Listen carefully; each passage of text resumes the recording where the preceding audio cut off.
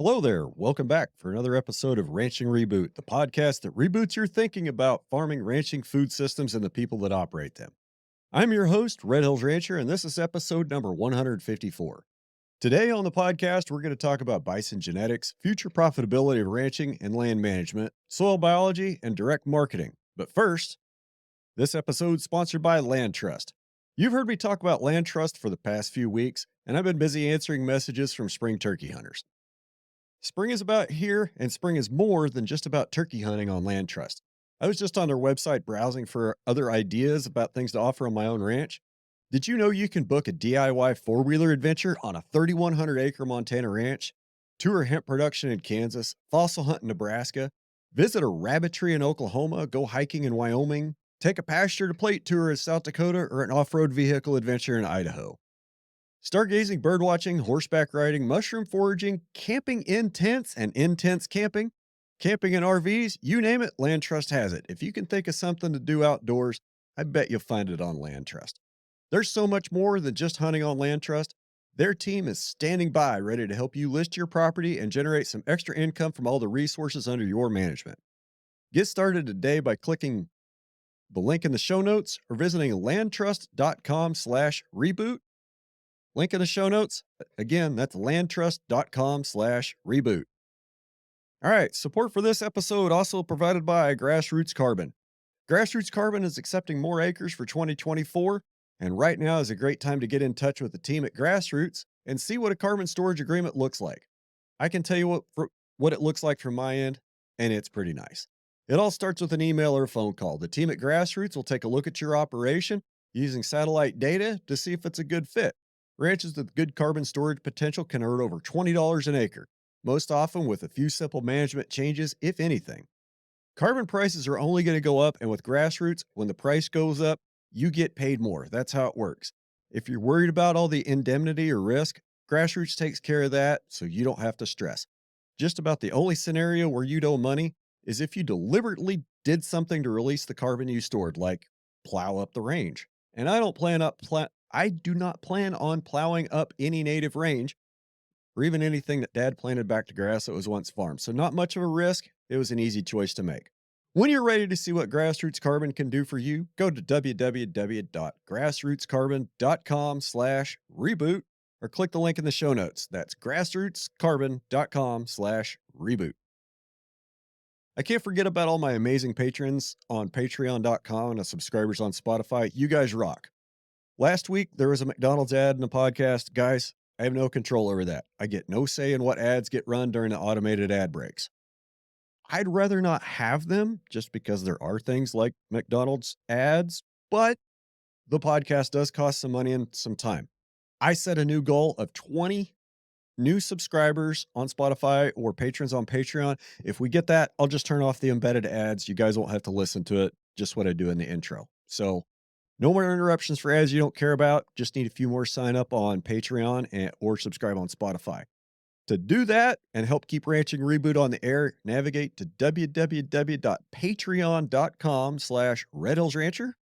Link in the show notes. There's also a Spotify link in the show notes. If you're having any trouble getting signed up for any of that, please drop me an email. As I said in my special announcement last week, the best way to email me is through the website, redhillsrancher.com. There's a contact us thingy up there. Click that, fill it out, send it to me, and I guarantee it lights up my email inbox and I won't miss it. All right. Today on the podcast, we're talking to a bison producer from Canada. We're going to get deep down into the weeds of holistic management and soil function and ecosystem processes. My guest today from Sweet Grass Bison in Southwest Alberta, Cody Spencer. You know the deal. Here we go.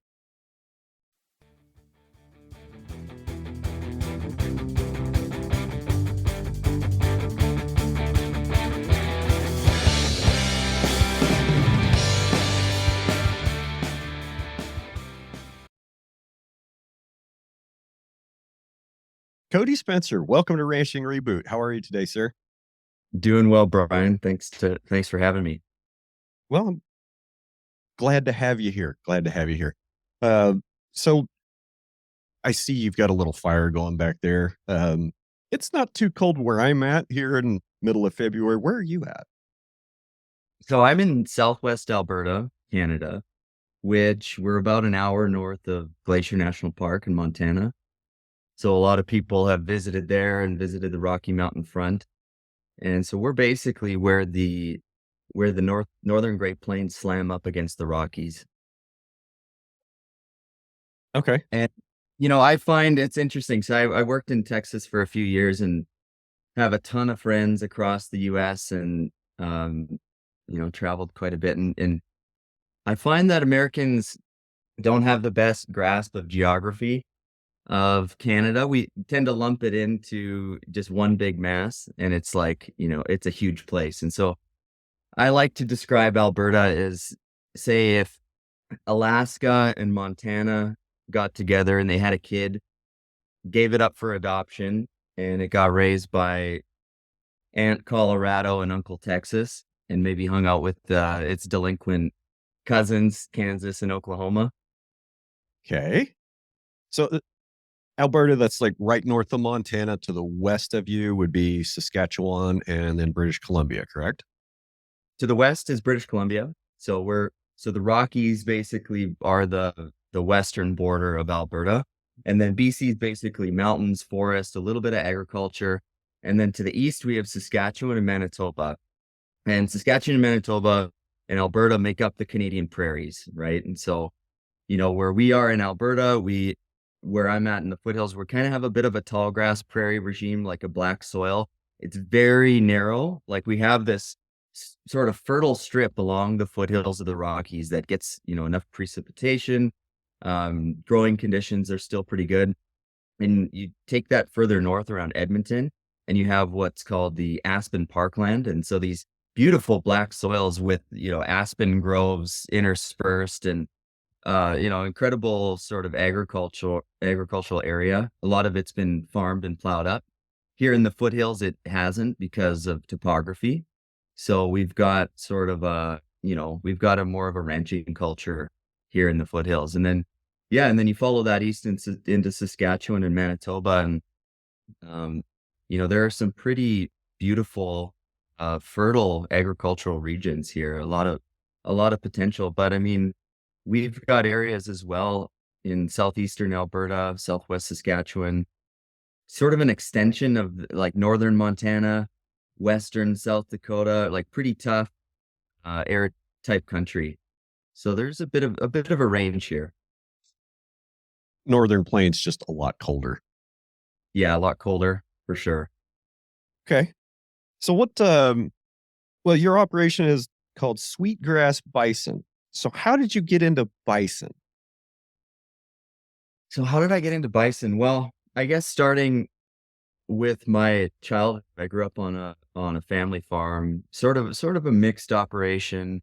My parents were more into the cropping side, more grain, wheat, canola, some of those things, and so that farm's right on the Montana border, just north of sweetgrass country, cut bank, east of the Rockies, and through the 90s and 2000s, like this system that they were in, I mean, and this is getting into some pretty arid country. I mean, uh, 10, 11, 12, maybe 13 inches of precip and cropping, when they homesteaded those areas, the wind blows like crazy. And so when they tilled up that country and blew a lot of that topsoil away, it's tough, organic matter depletion, similar to, the entire Great Plains, right? And so by the time the 90s came around and the chemical systems were fully entrenched, it wasn't really working.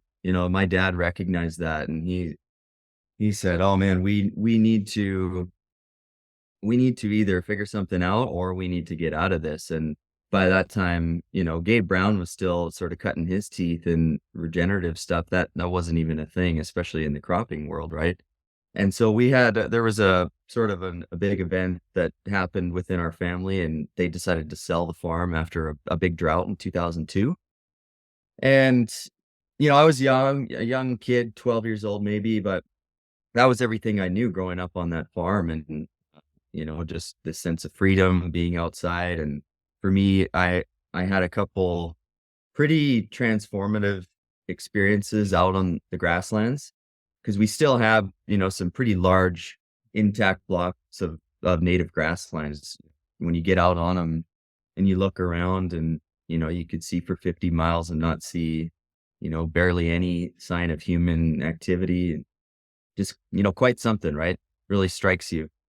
So that really sort of seeded a deep love of grasslands into me as a kid. And when we moved away, I was devastated. And we moved about an hour away outside of a small city of about 100,000 people, called Lethbridge. And I was disconnected through my teenage years from the land, from agriculture. And it was actually through getting back into hunting that reconnected me to the land.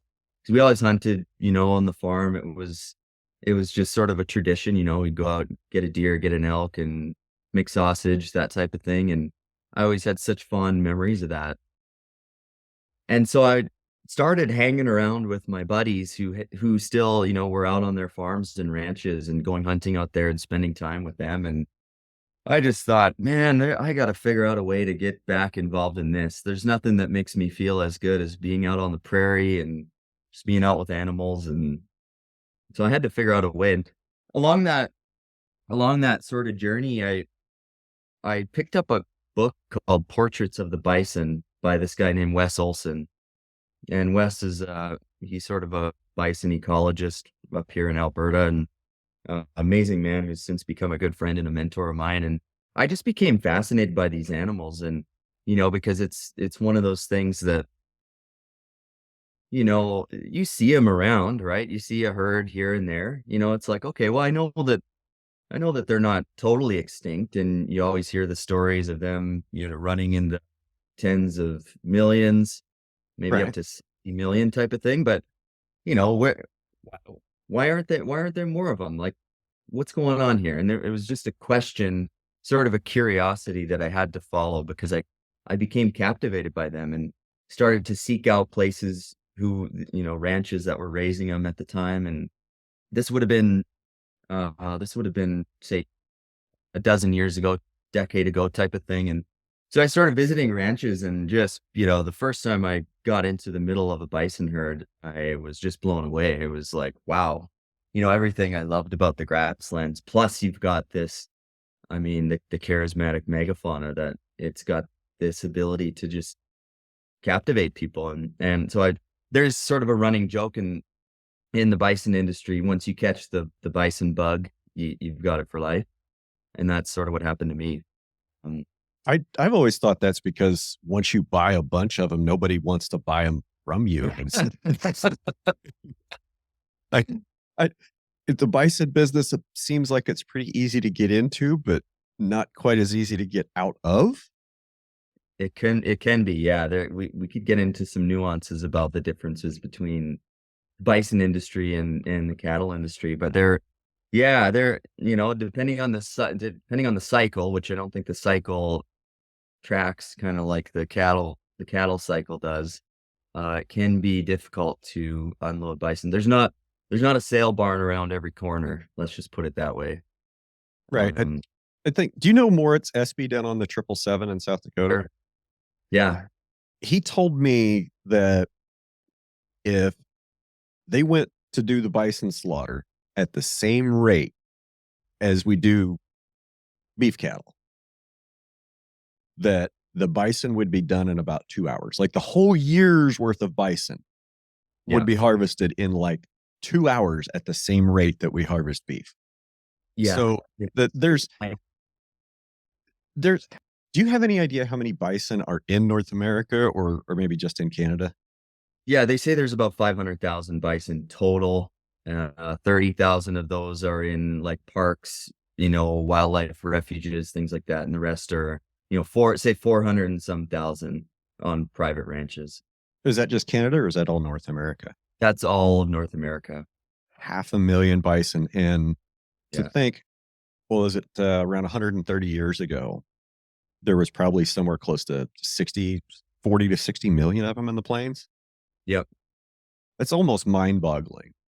Oh, yeah. You can't even comprehend that slaughter and the impact of that on I mean, the Great Plains in general. And yeah, so it's a tiny, tiny little piece of sort of the agricultural industry, but a niche that I think is pretty strong and solidified at this point, like back in the 90s. And I mean, clear back to say the 1960s, I do some work, consulting work with the Durham Ranch in Wyoming, and they're one of the first bison ranches really in North America, and got into holistic management in the 1980s and some of those things. And I was reading a book. I actually have it right here called Time of the Buffalo. It's from the 1970s, and it lists all the herds that existed at that time. And there was only about 30,000 buffalo total in the 1970s. And the Durham Ranch had 2,000 of those. And so they had a significant percentage of the overall herd in the world, which is quite interesting. And that's interesting because I wanted to maybe like kind of go down this pathway of bison genetics because with only a herd of a half a million animals in 2023, 2024 timeframe, and like you were talking about back in the 70s, there was a genetic bottleneck. Oh, Like yeah. for almost 100 years, there just weren't many bison running around, and it doesn't seem like there was a whole lot of transfer of animals between those isolated herds.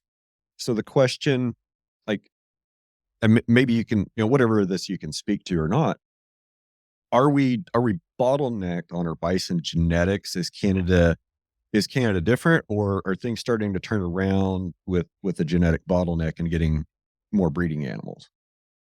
Yeah, I would say that, that's an interesting question because I don't know yes or no. Like there was a huge bottleneck, that's for sure. And there was 6 herds that you can trace basically every single buffalo, some combination of the sort. So, Yellowstone, of course, was one of them.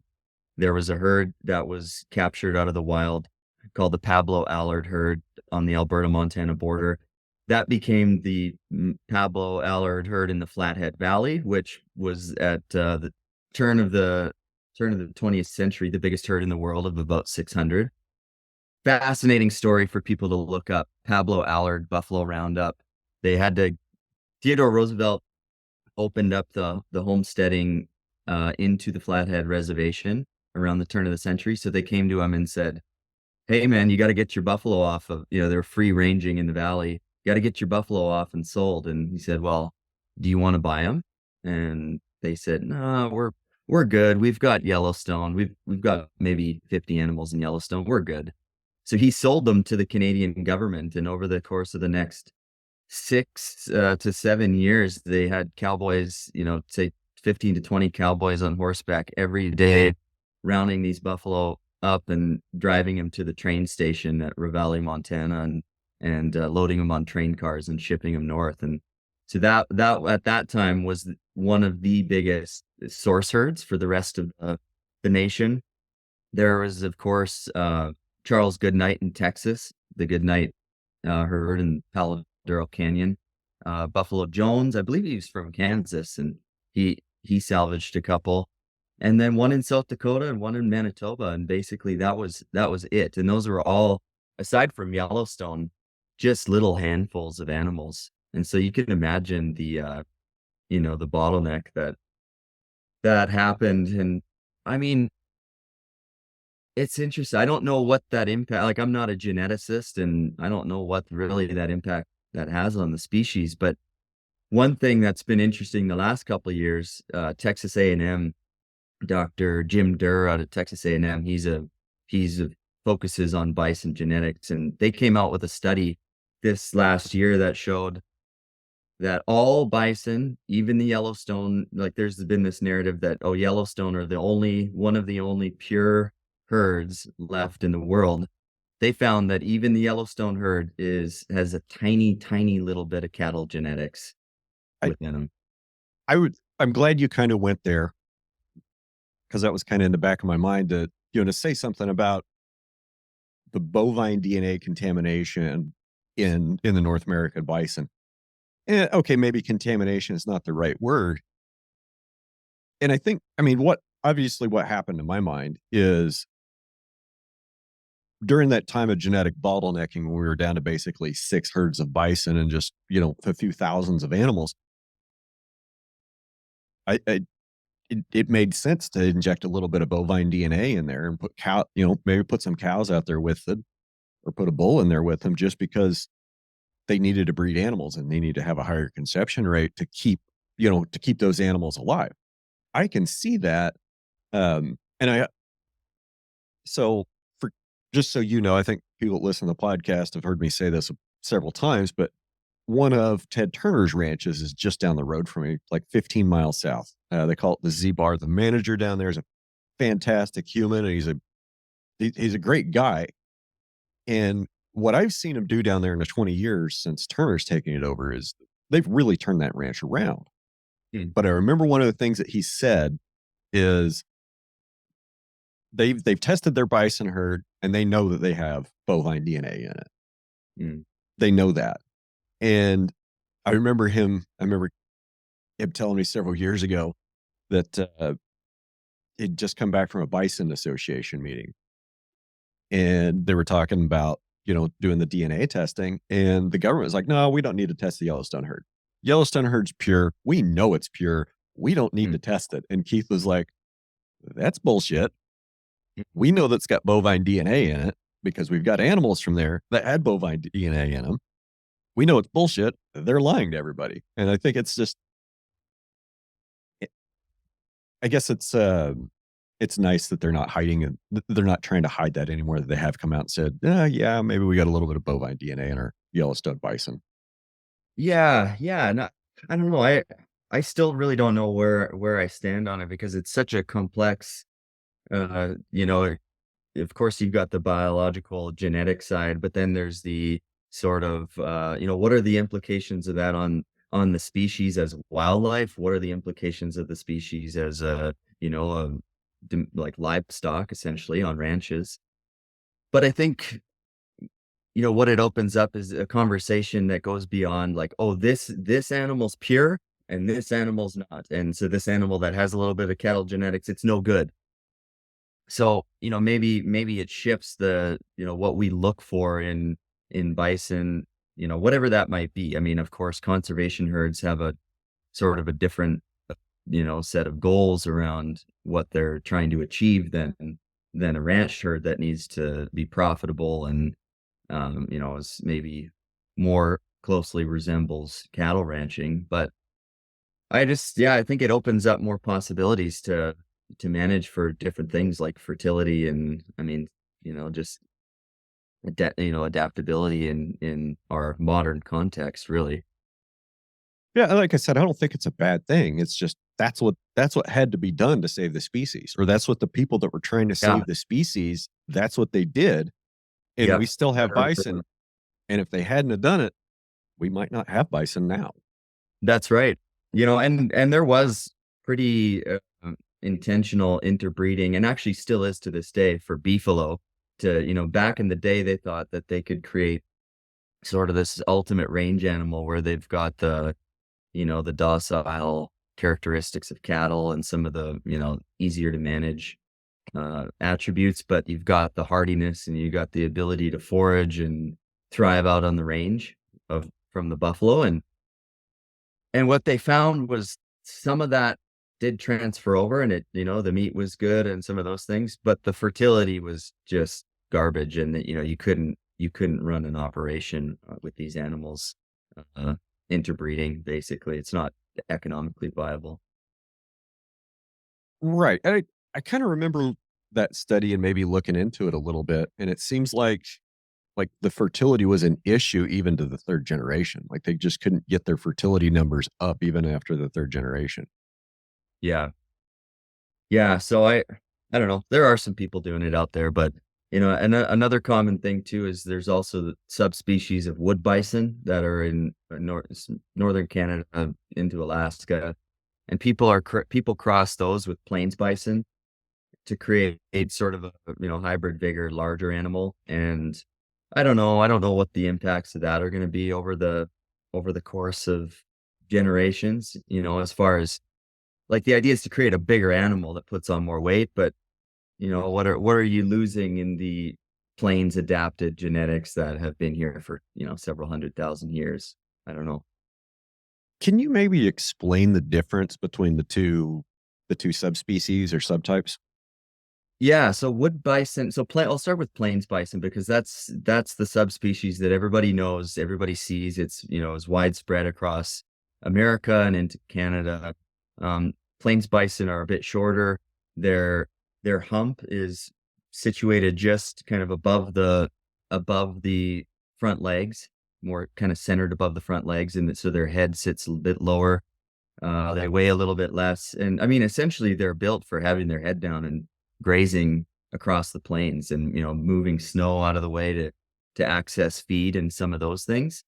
Wood bison, they are a subspecies that live in the boreal forest, so mostly treed environments where they're doing more browsing in trees. They still their dominant diet is still grasses and sedges and forbs and some of those things, but they live in a much different environment. So they're taller, their hump sits ahead of their front legs, and they tend to be a bit darker than plains bison. Okay. And they're closely enough where there's no issues with them interbreeding and remaining fertile and some of those things. But there are, when you look at them, like if you Google wood bison, it'll be like, whoa, that's sort of a different looking animal. Did Okay, so, going back to the bottleneck of bison, what are they lumped into the whole rest of those 6 herds? Was that one of those herds of wood bison? No, so they would be separate. Yeah, Okay. they would be separate. And to follow that Pablo Allard story from Montana, where they rounded them up, 600 head, shipped them up to a park here in Alberta, and basically over the course of the 1930s, they mismanaged this herd of buffalo to the point where the range was so overgrazed, the herd had tuberculosis, brucellosis. It was just a disaster. And so they the Canadian officials thought it would be a good idea well, we need to get rid of these animals. So why don't we ship them up north to a place called Wood Buffalo National Park? That's at the very north end of Alberta. It's 10 times the size of Yellowstone, just this massive area it's a national park, but protected wood bison range. So they thought, yeah, let's just send them up there and turn them out loose. They'll never interact with the wood bison up there. Uh, Yeah. that's Yeah. immediately what happened, of course, right? And so they mixed in, started interbreeding, gave that herd brucellosis, tuberculosis, total disaster. And so they thought that they had actually lost the wood bison species totally until for about 20 years. And then I believe it was like 1959, biologists flying a plane in an extreme remote corner of the park found an isolated herd of 200 head that had escaped that hybridization. So essentially, the wood bison descends from those 200 animals. So I suppose that's even more of a genetic bottleneck because it's only one population. That's interesting. Very interesting. Yeah, yeah, it is. Why do they call it sweetgrass country?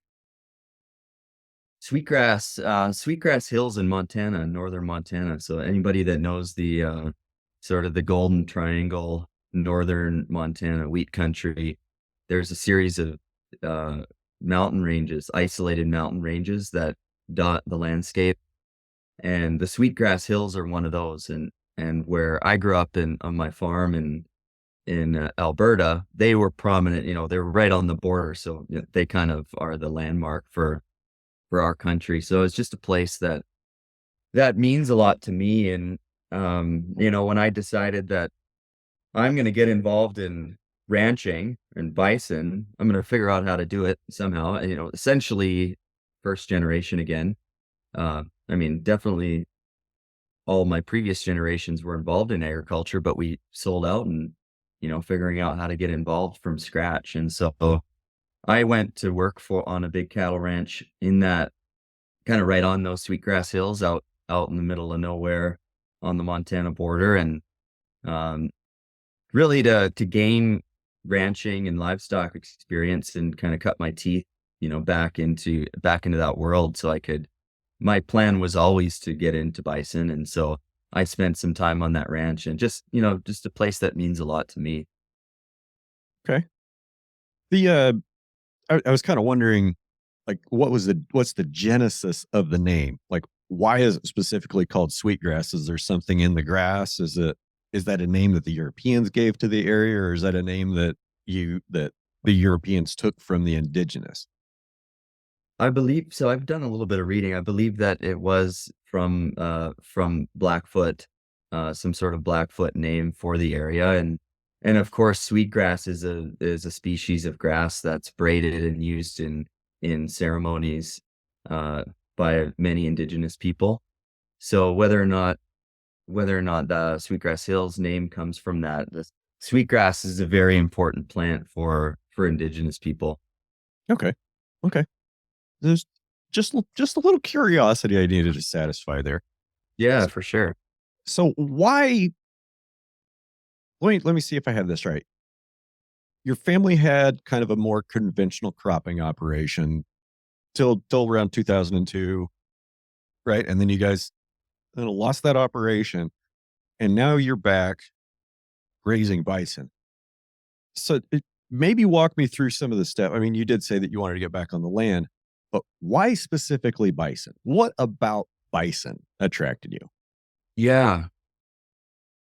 Well, when I experienced being in those first few bison herds, like being right in the middle of them, they had some sort of an energy, or they made me feel a way that I had never felt before. Being working with cattle, um, just any other animal. There's something about them. It's really tough to describe uh, what that feeling is, but they have some sort of an energy, like they sort of a I don't know. They're smart. They're smart. They've got a high level of intelligence. They're so adapted to their environment. I mean, just to see them, when it's -30, 40 below is where we run in Celsius and you guys run in Fahrenheit. 40 below is where those two cross over. And when you see a herd of buffalo out in 40 below in a blizzard, I mean, they couldn't Don't be more care. content. They don't care. It doesn't even phase them at all. In fact, it seems like they love it. And to see those types of things just sort of blew me away, like the resilience of an animal like that. And though when I was working on the cattle ranch, gaining experience to then move into bison, I started to see some of these issues around calving and, the amount of feed and just the overheads required to run these cow herds up in this sort of, pretty extreme country when it comes to the cold, at least, right? And to see the way that the buffalo, they just, have no issues with that at all. Calving is like, I talked to some rancher friends is, "Oh, we're gearing up for calving, like, you won't see me for, a month and a half or whatever." It's full on 24 hours a day. With buffalo, you don't need to do anything. Like, there's 0 work. You just, make sure they're in a place where they've got good feed and they're not being stressed and bothered, and they'll just do it themselves, and there's almost never any issues with calving and some of those things, and, seeing and hearing other people's stories about, when you have a late spring storm come in, they can sense that that storm's coming in and actually delay calving until the storm passes. And then all of a sudden it passes and pop, you've got calves coming everywhere. And some of those sort of intuitive, I don't know, I guess you could call it wisdom that they have for their environment. Genetic wisdom that they've stored up over thousands of years being adapted and living on this continent that bovines just simply don't have. That's right. That's right, and I mean, like, of course, we can see people start to develop, cattle genetics to be more adapted to this type of environment, but it was just so apparent to me, and, another thing, Brian, was getting in and starting from nothing.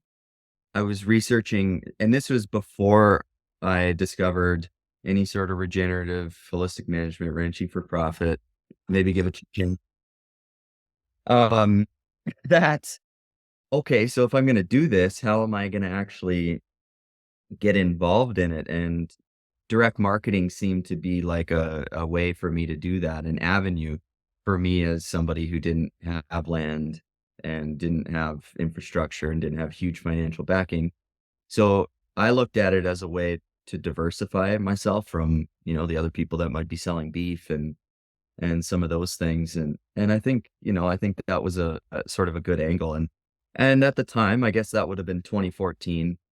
There was starting to be more of a demand for it. Like, it wasn't such a weird protein. Like you heard back in the early days, you'd hear them being lumped in with like ostrich and like alligator as like exotic species.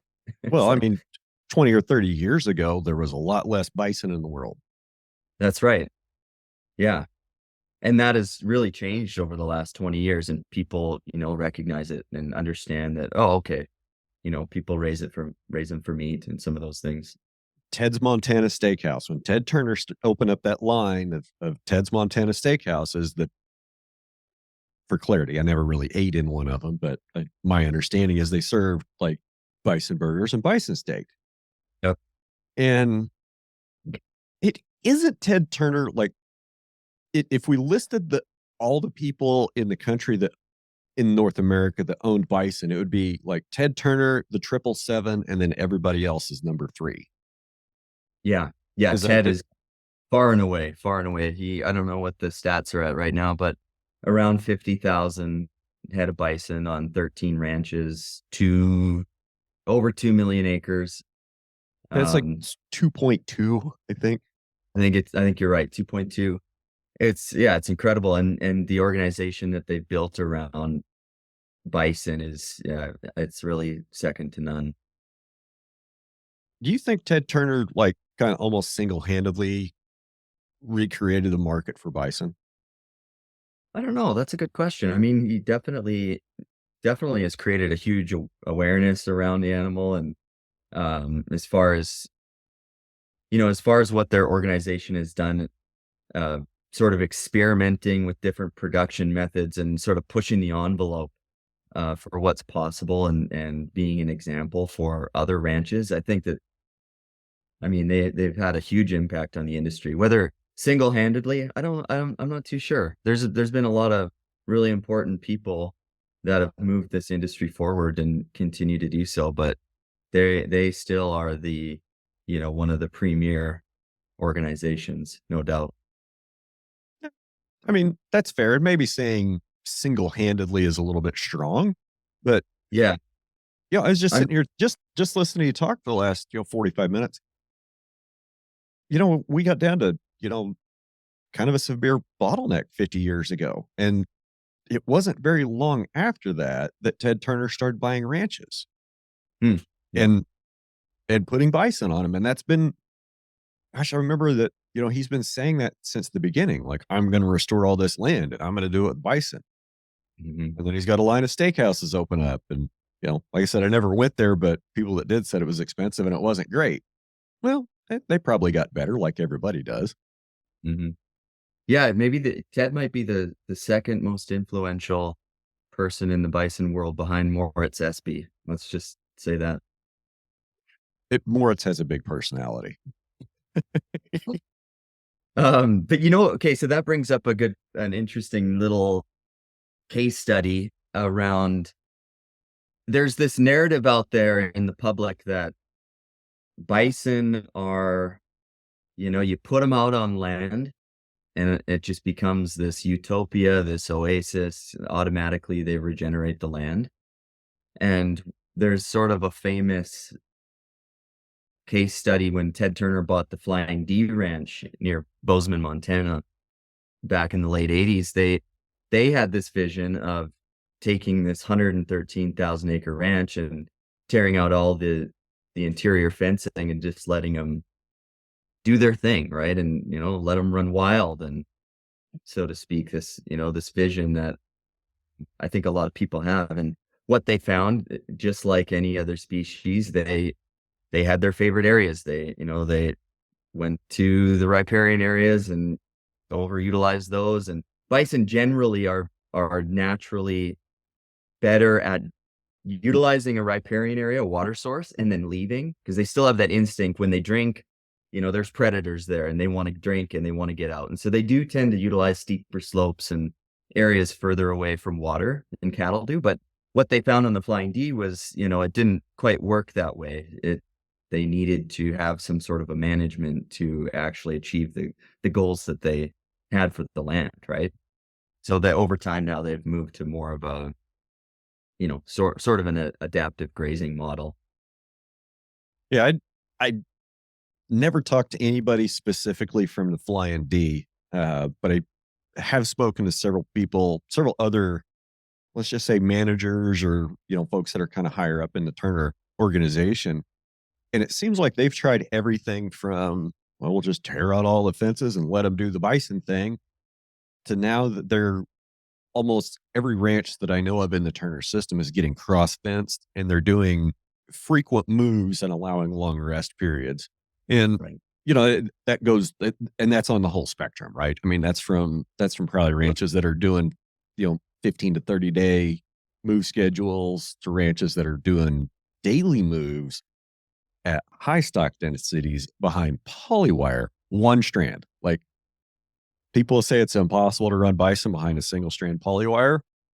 They've done it on McGinley.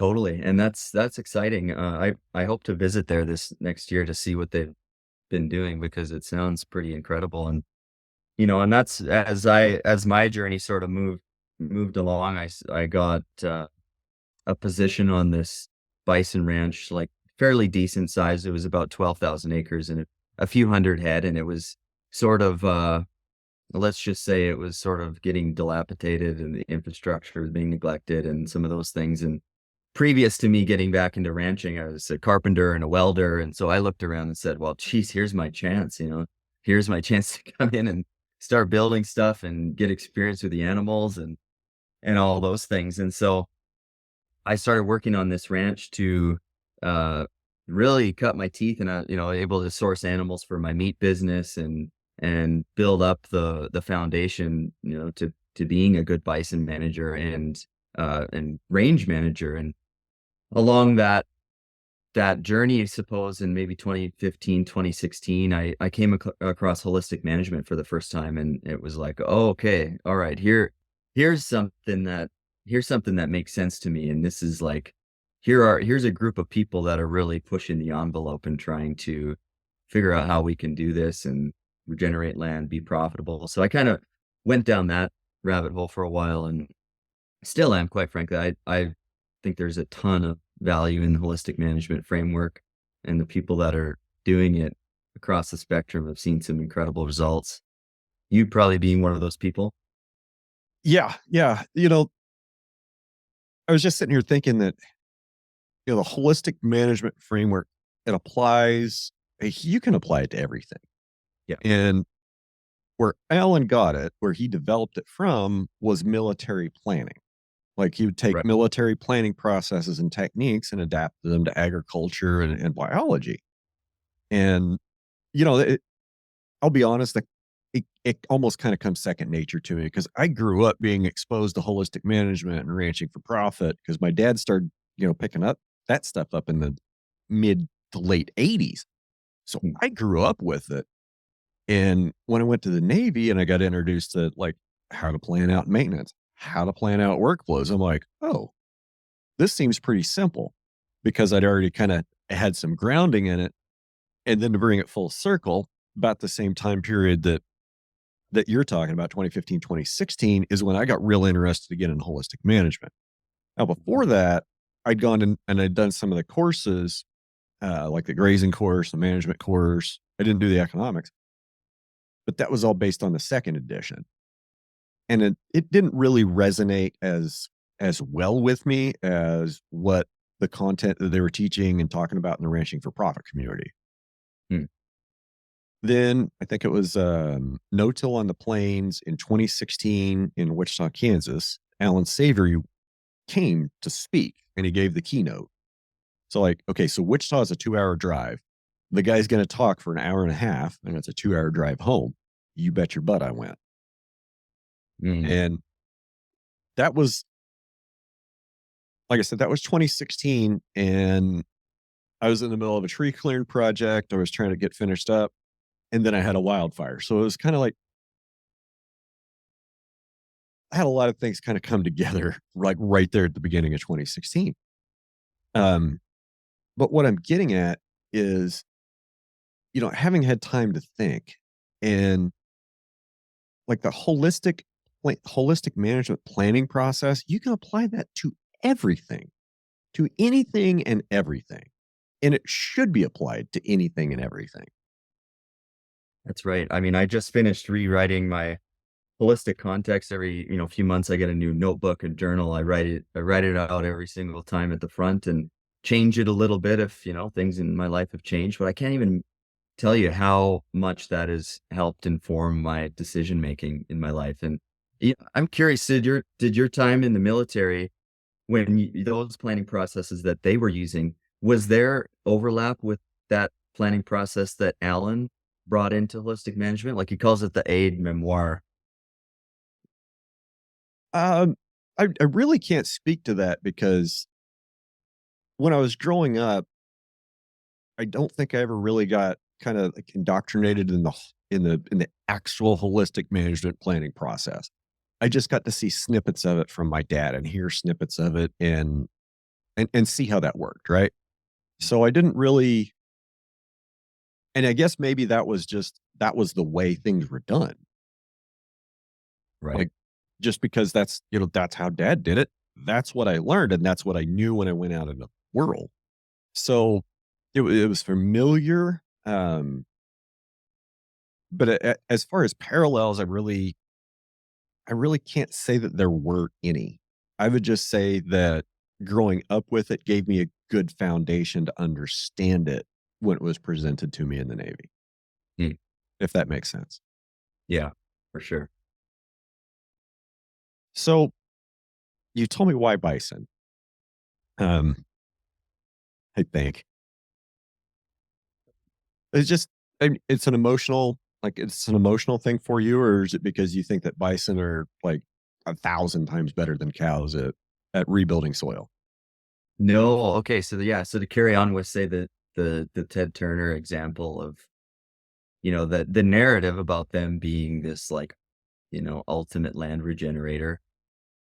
The deeper I got down into that journey, once I got into holistic management, regenerative stuff, okay, how can we manage these animals to improve the land, improve soil? And as I became more exposed to different people doing regenerative ag, mostly with cattle, it became clear that the people that are pushing the envelope are the people, doing some pretty ultra high stock density grazing with long recovery periods. And so of course I wanted to try some of that with bison.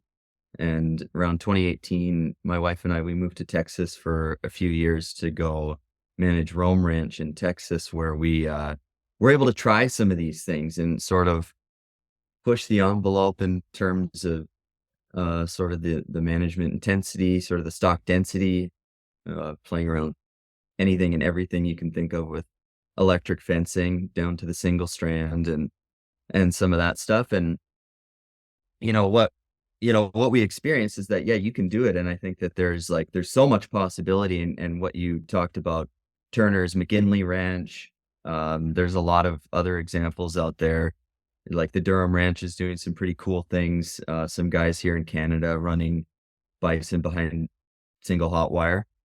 But it is more challenging because they are a wild animal and they have a larger flight zone, right? And so you can sort of get them accustomed to tighter spaces and some of those things. And what I found to be the most successful approach is a strip grazing approach where, you're starting off with a fairly small paddock, but keeping them comfortable, and then just exposing a small strip, whatever interval you're gonna do that on. But that way, every single move, the pressure releases, right? It's like the paddock just keeps getting bigger and bigger and bigger, and and they flock to that fresh growth and get that stock density on that fresh break, but not pushing them too hard, like, not moving them from half acre paddock to half acre paddock to half acre paddock until you have a total blowout rack.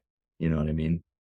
Yeah. So that's kind of, that's sort of where the frontier of regenerative bison management sits right now. Like, people are just pushing literally the boundaries of what they can do as far as minimal fencing, because that still is the barrier. And I don't think really we should be uh, trying to mimic what people out there are doing with cattle from like a stock density number standpoint, right? I think it's got to be a different approach. I agree. It's probably a good point to say this. When people talk about that, oh, the bison would move around at like 2 million pounds an acre of stock density. Oh, and then we've heard the stories, right? Of, a bison herd horizon to horizon taking 2 days to pass. Yeah. I'm not sure that's what the bison should have been doing. That's just what we observed them doing in a very, very narrow slice of history at the end of a long period where we'd really changed their ecosystem and we changed the makeup of their ecosystem, slaughtering the beavers and the diseases that ripped through all the Native Americans, smallpox, yellow fever, and malaria. That's the third one. When all the Native Americans used bison, they all hunted bison, they all used bison. So if 90% of the Native Americans die between, say, 1500 and 1650, what does that do to the bison population? I mean, you release all that hunting, you release all that negative downward pressure on the bison population, the Native Americans from Native American management, Native American harvest. And you remove that pressure almost immediately, all at once. Bison numbers explode. I mean, that's pretty logical to me, right? Yeah. So what we observed at the end of like in the 1860s and 1870s of bison numbers, saying that was the historical carrying capacity of the plains, I'm not sure. I'm Yeah. really not sure. I have some significant doubts. And I have doubts that 2 million pounds per acre of animal impact is ever going to be long-term sustainable for Right. any ecosystem. I could be wrong. I'd like to be wrong. I'm just saying that that people blindly saying, "Well, I'm doing bison biomimicry." What are we mimicking? Like, do we know what we're really trying to mimic, or are we basing everything on an extremely narrow slice of observation? Yeah, that's a good point. I mean, I don't think we really know what we're mimicking, but what what's pretty clear now is that some sort of high intensity disturbance followed by a long is contextual, of course, recovery period in these more semi-arid to arid environments, that we know that some version of that is how these systems operated. And I think we're still really exploring what's optimal, because I guess I could just pick back up on my story. In 2017, I went to a workshop put on here in Southern Alberta, and I walk in the room, and this Kiwi woman is standing up at the front of the room, going off about fungi and bacteria to a room of cowboys. And I was just like, what in the world? Who is this? Who is this? Did I take a wrong turn, or did she? End up in New Zealand, but um, I was just blown away by Nicole Masters standing up there talking about soil biology in a way that I had never really, it never sunk in that soil biology is, I mean, as important as it is, and it actually is the driver for the whole system. I had, up to that point, thought, oh yeah, it's about the grass. It's about, you manage the grass, right? We're grass farmers, blah, blah, blah. And that moment for me really kind of punch me in the gut because I realized that I knew nothing about actually how these systems worked. And, finally I realized that they actually are alive, beyond just like a few little bugs crawling around in the soil, but actually fungi and bacteria dynamics and, the rest of the soil food web is actually needs to be a primary focus for us to be able to manage.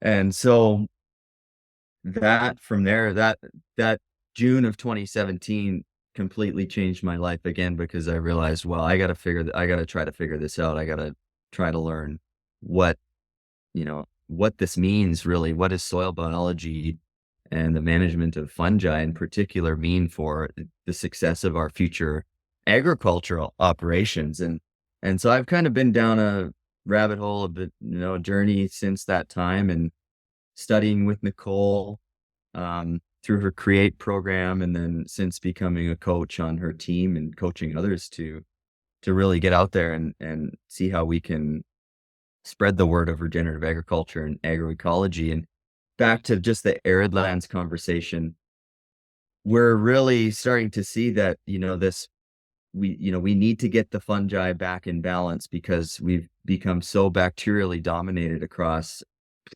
hundreds of millions of acres of for definitely cropland and then rangeland because of overgrazing. And so then how do we shift that balance, to more fungal, even that out, which is going to boost water holding capacity, carbon, just really production in general. And I think that we are just sort of seeing the edge of what's possible there. And it seems like the drier the environment, the longer the recovery needs to be out to multiple years type of thing. So back to what are we trying to mimic?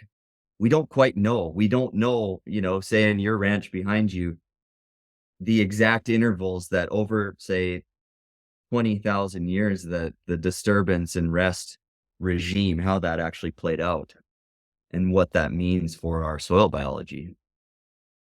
Okay. Okay.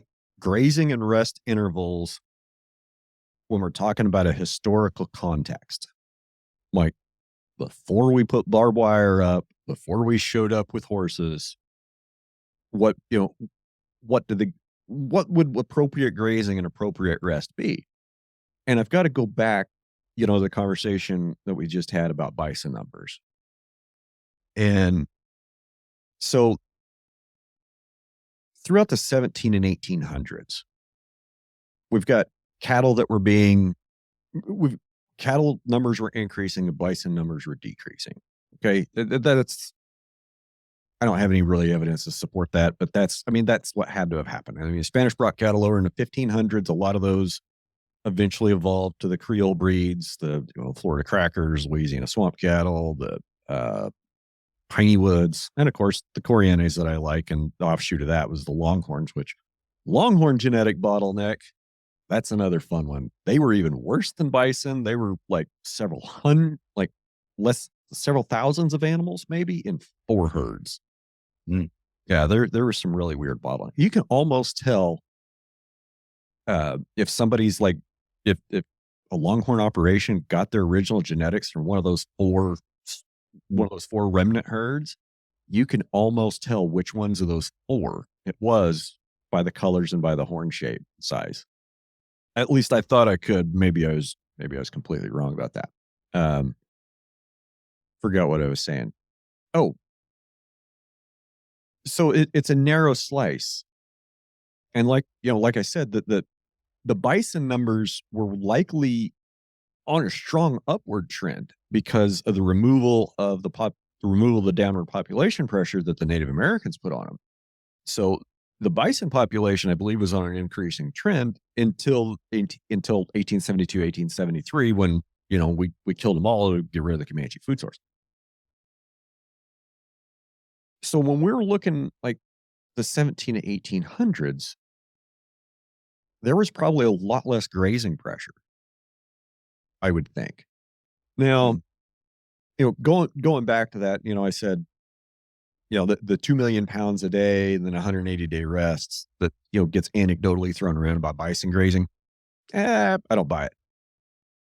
Long rest periods that are maybe the majority of a growing season and a very short graze period. And your graze period, this is why I have trouble with like prescriptions and systems and saying that, you know, climate change, stocking rate and carrying capacity. Okay. Before we came up with processing plants and barbed wire and polywire, who set the carrying capacity and stocking rate of the range? It wasn't us. I mean, nature did that. When the cattle would eat everything that was there wasn't a fence that stopped them from going to look for fresh grass. Likewise with the bison. So these concepts of a graze period, that only really, gets invented, it only really comes into the vocabulary when we put a fence around them. Because then they're locked in that area for a time of grazing. And then we as managers need to remove them to give those plants adequate time to rest and recover. So what's your adequate graze period? As short as possible to allow for as long a rest and recovery as possible on the plants. Well, what's the magic formula, Brian? I don't know. It depends on where you're at. It depends on how much rain you get. Depends on what your temperature is like. For me, generally, a 5-day graze is okay. Sometimes a 3-day graze is almost too fat, is almost too long. Sometimes I need 25 days of rest, and sometimes I need 90 days of rest. Just depends on what the weather's doing. So, Brian, I think this leads us directly into total grazing. What is your opinion on total grazing? My opinion is brand names for grazing systems are a marketing gimmick. And I've heard total grazing explained like 3 different ways. And when I hear total grazing, that means I'm trying to utilize as much of the forage in that paddock as absolutely possible. I mean, if it's got nutritive value in it, I want the cattle to eat it. And when I leave that paddock, I don't want to be anything there. I want to move out of a paddock when I have 1 blade of grass left. Like that would be the goal. Like that would be the maximum efficiency, is to move out of a paddock when you have 1 bite or 1 blade of grass left. Mm-hmm. And then you go to the next. But what does that look like? That's the fun part. That's the fun part.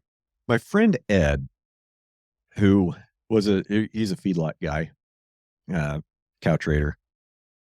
He used to say that what I was trying to do with daily moves with cows behind polywire is I was trying to be the best bunk rider on the feedlot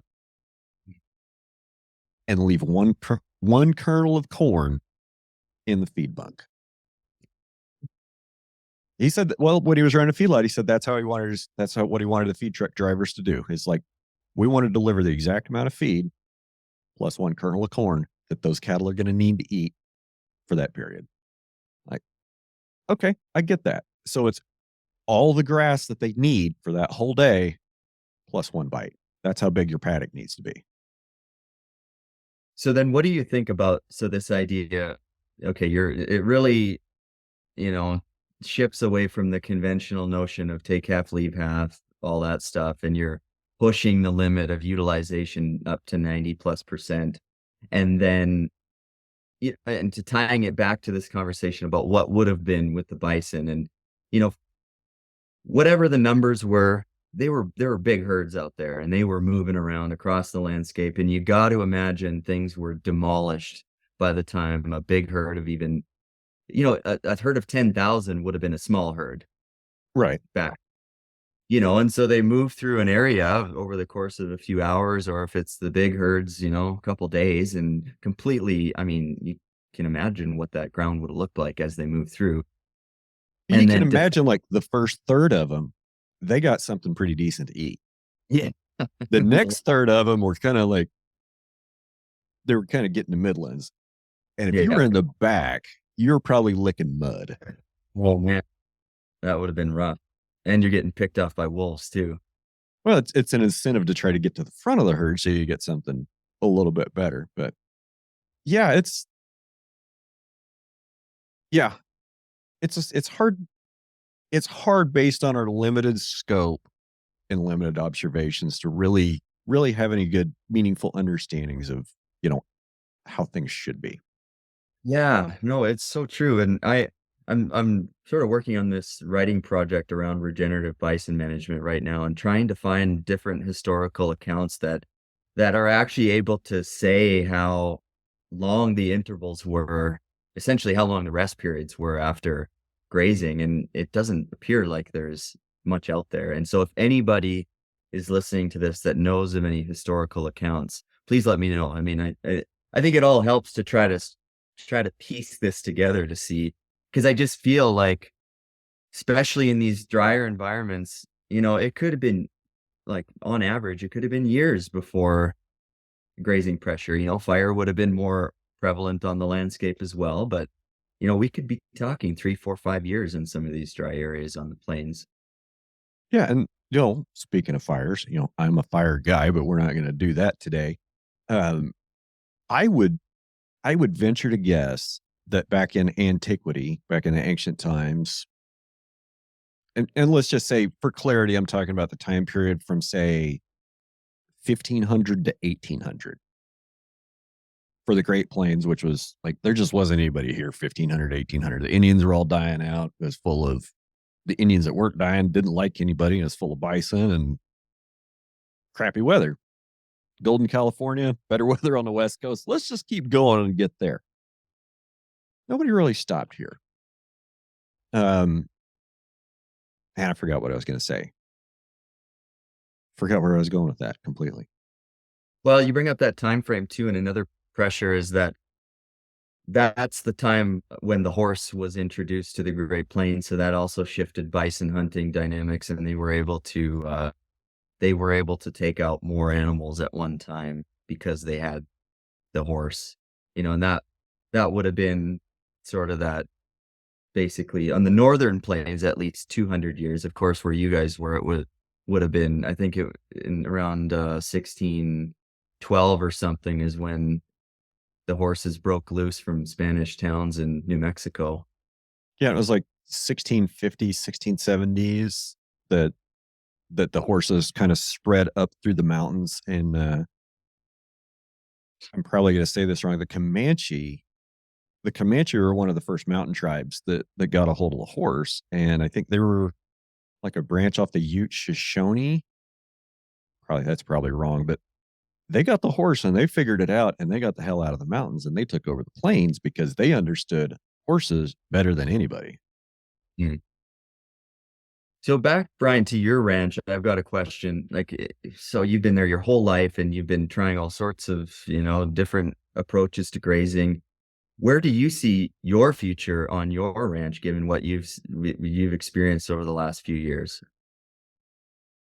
Well, I still need to shrink paddock size. Like average paddock size is too big.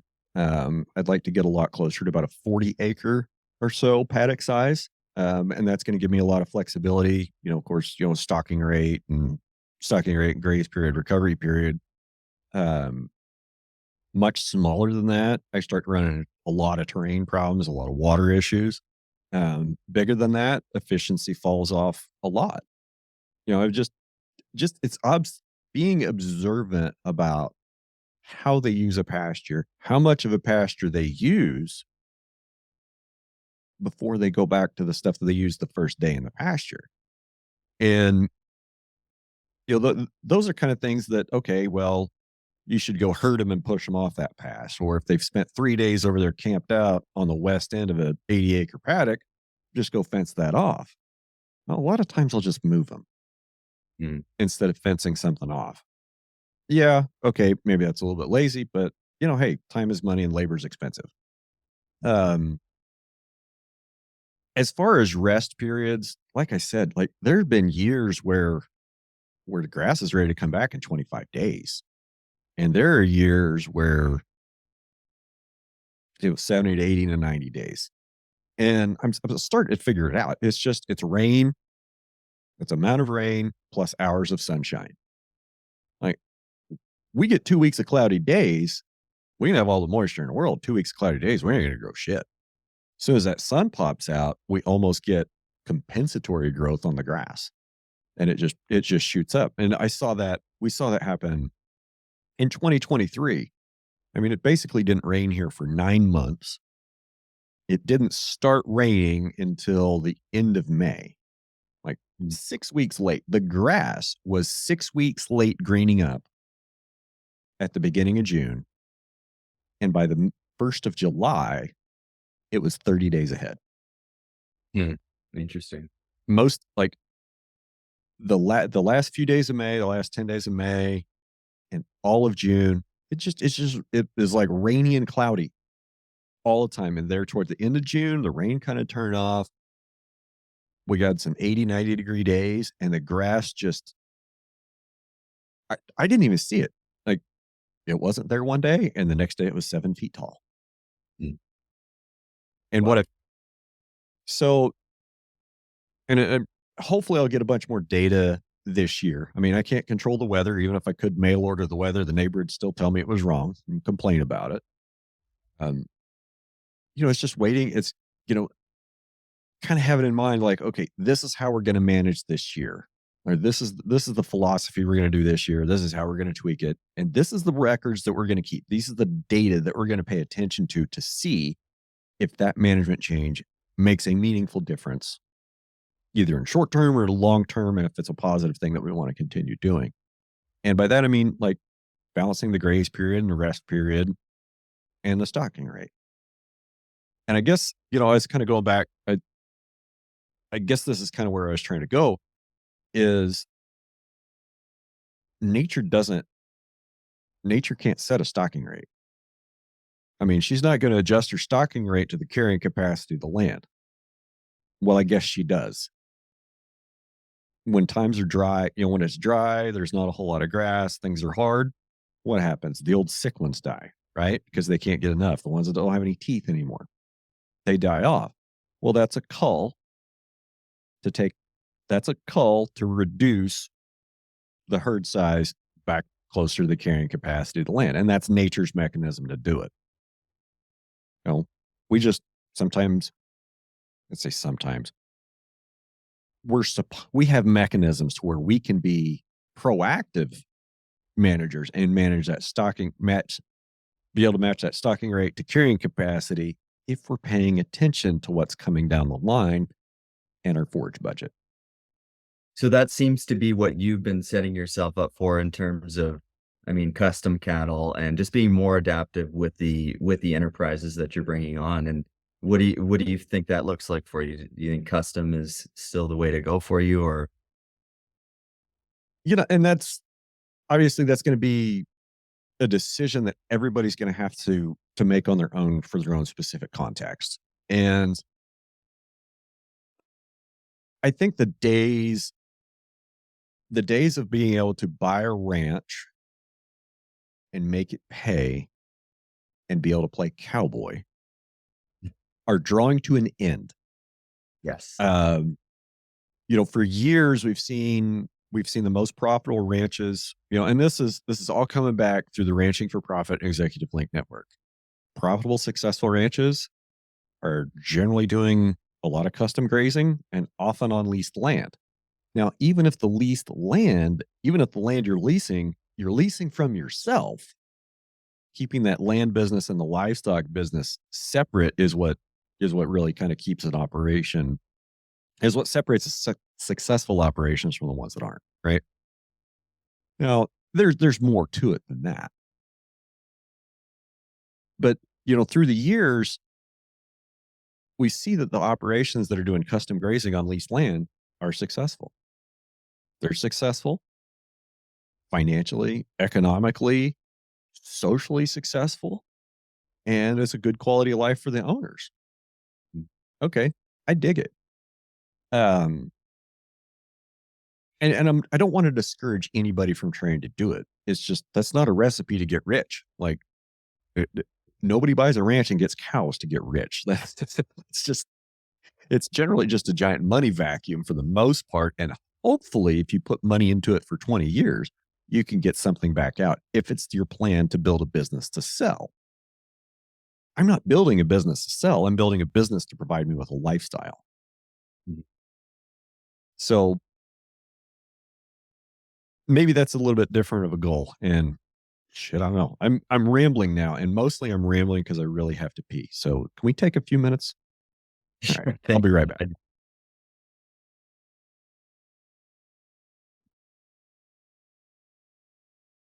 Yeah, we're back. I figured you probably had to. I was kind of watching that stove back there behind you. I was watching it over the last hour and 15, 20 minutes. I was just watching the flames get shorter and shorter and shorter. Were you starting to get a little cold? Yeah. Oh, yeah. It's not too cold outside, but it's, gotta have a good cozy fire, man. I I got a new stove. Oh gosh, it's probably 10 or 12 years ago. So when I moved into this house, I had a wood burning stove in it. It needed all new seals. It needed all new bricks. So I started looking to see what it would cost to replace the brick in this stove. And I the style that you have, that's what I have now. What I had before, it was kind of rounded. It Mm. was a square, but it was kind of like bulged out and rounded. So it needed these special contoured freaking special fire bricks. It was going to be like $1,000 Oh, for a wow. set of bricks for the stove. I'm like, I could buy another stove for $1,000. You get that, right? So Yeah. I ended up, so I went stove shopping, and the size of stove I bought, let's just put it this way: if I lived where you live in this house, the stove would be big enough. For southern Kansas, um, it's 42 degrees today. There's no way I'd think about lighting a fire. It's like if I put twigs in it, it'd run you out of the dang house. Oh, yes, yes. Nice cozy fire when it gets down under freezing, we light the fire and we stay pretty cozy here. So, all right, what were we talking about? I don't even remember. Do you? No, but I mean, it just has me thinking this conversation about fire and stoves. I had mentioned to you, so I just thinking, okay, we're taking carbon, we're putting it in the stove, and we're using that stored sunlight energy to heat ourselves, essentially, right? And then that byproduct that's leaving the chimney is smoke, this carbon smoke that's, heading up into the atmosphere. And one of the reasons I reached out to you is this interesting technology that I've come across in the last couple of years and have been sort of studying around taking the emissions from tractors, diesel engines, really anything, and using that carbon sort of waste product basically as a soil amendment. Okay. I I think that's interesting.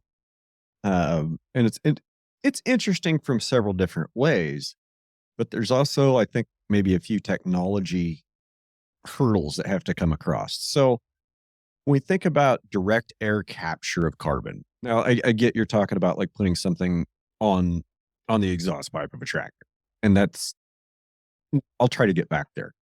Um, so the example that kind of comes to mind is there's a power plant in Iceland, and right next door to it, they said we're going to build this direct air carbon capture plant because we have excess energy here, and we're going to suck carbon dioxide out of the atmosphere so we can inject it into rocks 5,000 feet down. Great. They're catching that carbon, like, and it's an old article, and I'm barely remembering it, but I believe it was like 2 years ago, and they were saying this is the lowest cost we found. We're it's only $55 a ton for us to capture and sequester this carbon. That's all it costs. It's only $55 a ton. Okay, you're using some sort of atmospheric pump to pull the air in. You're using something to pull the carbon out, and then you're putting the oxygen and nitrogen back and keeping that carbon. And then somehow you're going to take that carbon and you're going to put it in the soil or in rocks. Okay. So there's at least three, if not four major steps in machinery that have to happen in there. All machinery, that's They got all to need be, what was that? they all need energy sources. Right. And not just energy sources to operate them, they need a manufacturing and supply chain that also consumes energy all the way back to the truck that's hauling the raw ore out of the pit up to the processing plant. Okay. So I question, like, if we're going to sequester, if this plant's going to sequester 1,000 tons a year, okay, let's just use that number. It's going to sequester 1,000 tons a year. Did we burn more fuel to build it and maintain it? Are we actually saving anything by adding all this extra machinery and extra processing and extra things? Like, and this is part of the problem I have with fucking electric cars, man. Like, do they make sense? Are they more efficient? Yes, they do. But what we really need to make some strides is in the extraction and production and Right. making that more efficient. I mean, you don't run an 800-ton mining shovel on freaking batteries. You don't run a Cat 969 797F truck that'll haul 400 tons. You don't run those on batteries. I'm sorry, you just don't.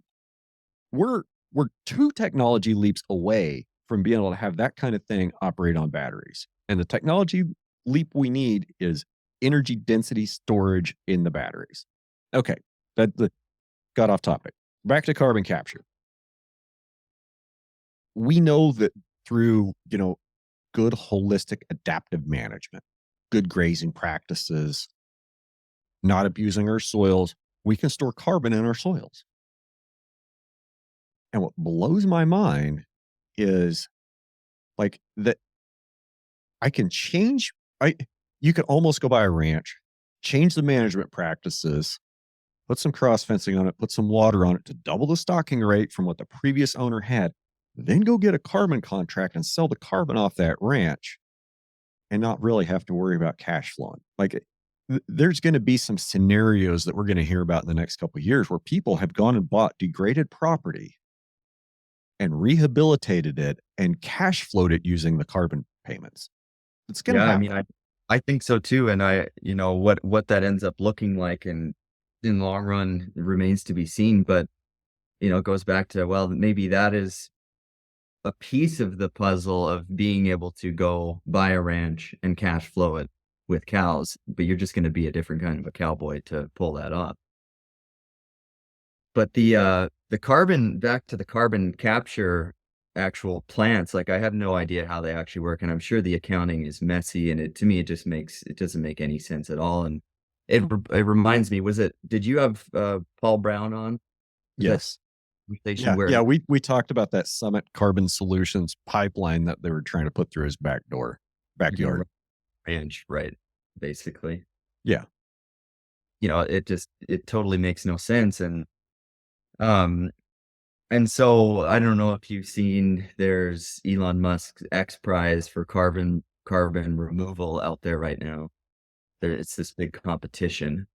I, I think I know some people that have tried to submit grazing projects in for Elon's Carbon X Prize. Okay. And I don't think they were seriously considered. And which is crazy because I've looked into it, and a bunch of the projects are, it's kind of a joke. Like, one of them was, we're going to grow a bunch of trees in a forest in North Carolina. Then we're going to dig a big pit, log the trees, and bury them in the ground. And we're sequestering carbon that way. The reason I was researching it is because, back to this technology that, sort of back up a second, I suppose. Here in Southwest Alberta, there's a farmer local to me named Gary Lewis. And over the last 20 years, basically, he wanted to figure out a way to get rid of fertilizer on his own farm because it wasn't working, profitability wise. He was ruining his soil. He was conscious that his soil health was going downhill. And the hay that he was exporting and the crops that he was exporting to some unique markets were coming back and saying basically his crops were garbage and they weren't accepting it and paying him his premium. So he started experimenting with taking the exhaust from his irrigation pump, pumping it out of the river and just pumping it directly into the water. And he started to see results with this. And he's like, oh, wow, okay. Looks like we might be onto something here. So then over the next, I'd say that was about 20 years ago, they've gone through a series of different generations where they've started to strap these tanks to the front of a tractor and take the exhaust from the tractor and cool it down into this sort of carbon brew, and it mixes with water. And then they're on their 6th generation of what's called the bioactive emissions farming system. And so now they're at the point where they're pretty advanced. Back in the early days, they had issues with actually cooling the exhaust because it's so hot. So they were running pipes everywhere and trying to cool it with air-to-air heat exchangers and things like that, and having all sorts of problems.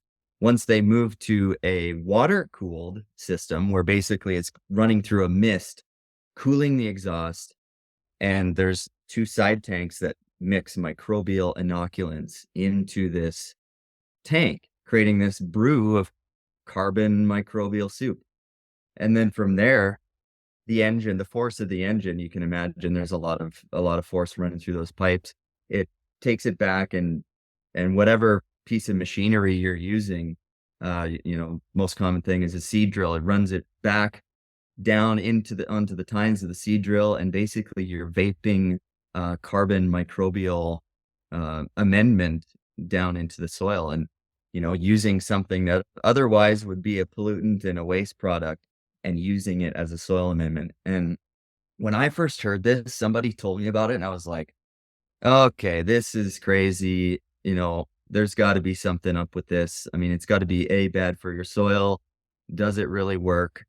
And so this guy's farm is 30 minutes from my place. So I started spending time there about 3 years ago and really digging into what is going on here, because in my learning about soil, there's, we talk about carbon amendments, we hear about biochar, we hear about humates, and some of these other sort of carbon-based amendments, and they're all mined. Either biochar is made by burning wood and basically, pyrolysis, creating this, stable form of carbon.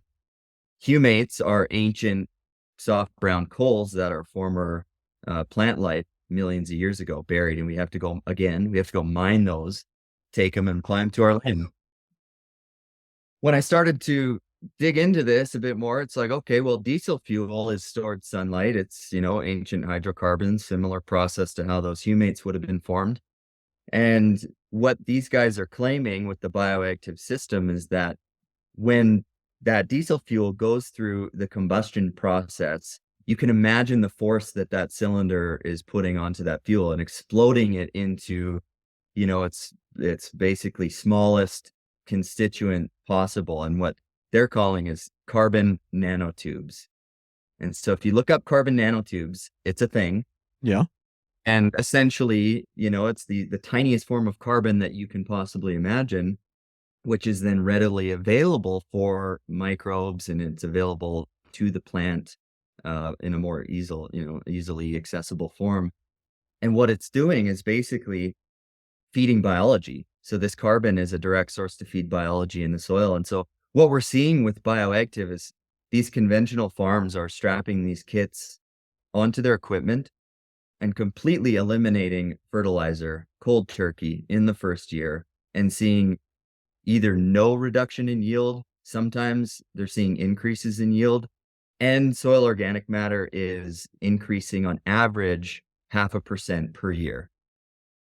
And so you can imagine what impact that has on the bottom line of a farm. That, if a farm of any sort of a scale, their fertilizer bill is in the neighborhood of $500,000, over $1 million in the last few years per year. And one of these systems at say $100,000 pop, a one-time purchase, they're making money big time in the first year, not to mention you're improving your soil. So I had my reservations at the start, but the more time I spent at Gary's farm and digging in his soil, and his soil is tracked from 20 years ago around 4 or 5% organic matter. He's up at around 11% organic matter, growing bumper crops every year, hasn't had fertilizer for 22 years. And this is something we're seeing on all these farms across the Canadian prairies. It's into the US now, just starting to catch on. And so it's one of the things that I am most excited about from an energy standpoint, soil standpoint, food security. This thing addresses so many issues that we talk about.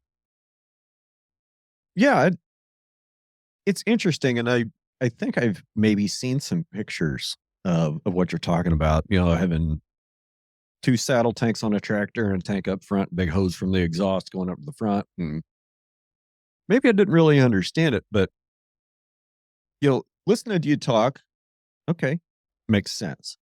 Um, the concern that I have would be some of the, I don't know, more exotic pollutants that would be in the exhaust, Like and heavy metal, things like that.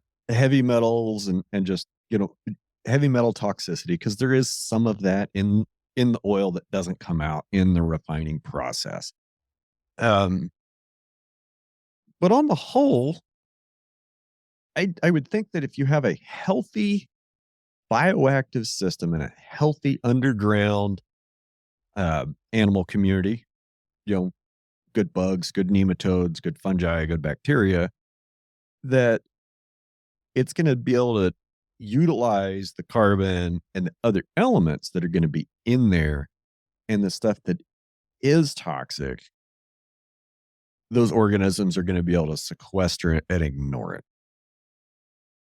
Yeah, and that was the very first concern I had as soon as I heard it. It was the same thing, and quickly I was presented with the research they did back in 2010 with the Dr. Jill Clapperton. She's a microbial scientist. I've heard of her. She's in the regenerative space and stuff now, but back in 2010 they did a study with Montana State University to look at that, and they didn't find anything that was, particularly harmful. And so I was like, okay, yeah, okay. I still have these same concerns that you have. And we do know that, especially around this conversation with glyphosate, that, the healthier and more biologically active our soils are, the more they're able to process some of these other toxins, like glyphosate being a perfect example. And, and just so you got to think of it holistically too.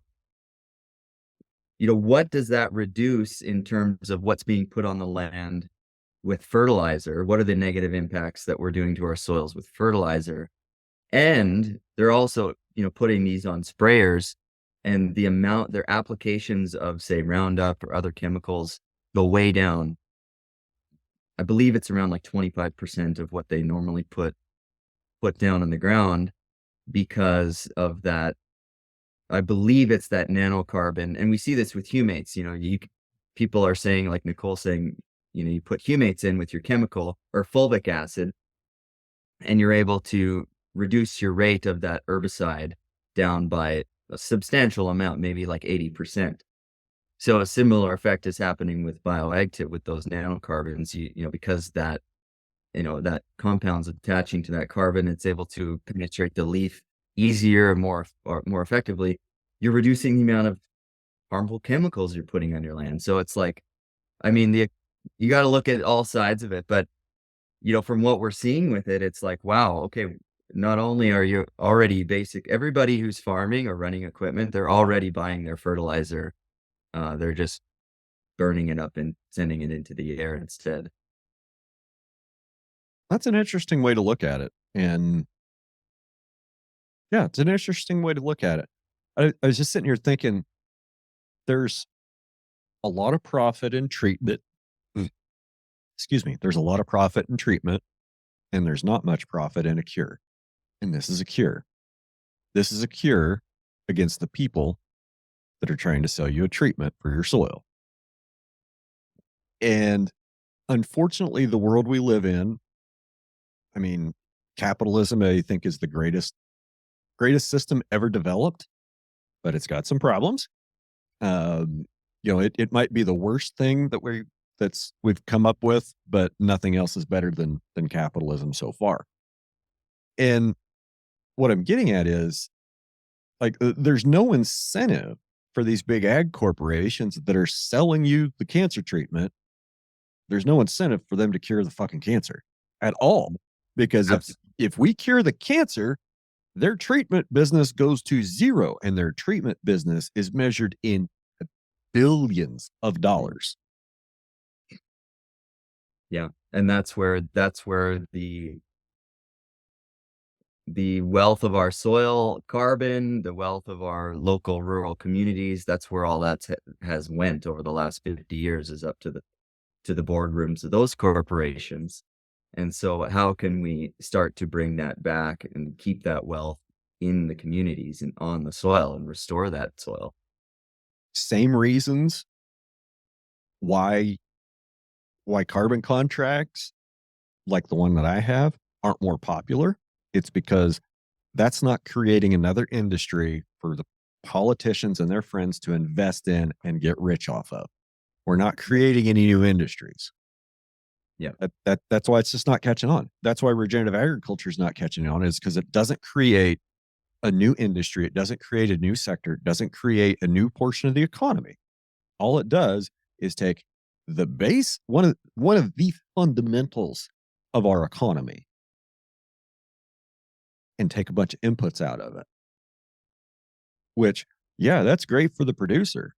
It's gonna be better for the consumer that's gonna be eating a healthier product. But who it's not good for?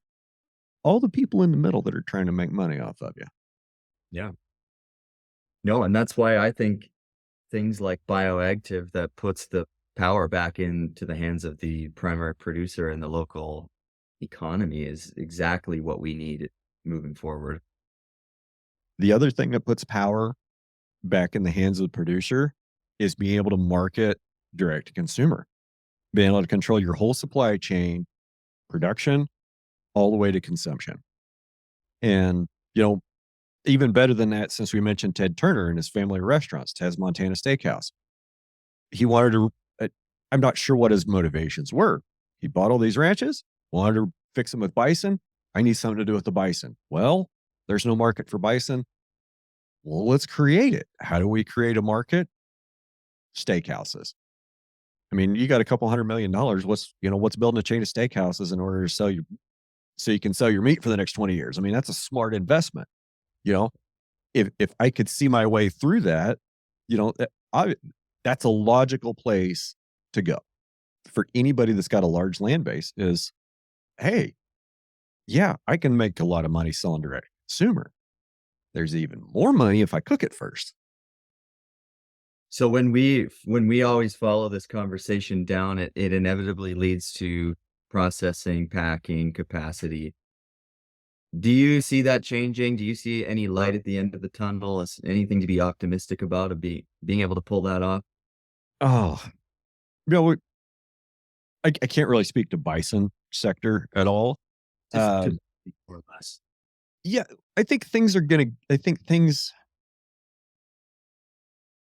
will get better as far as more options for processing for animals.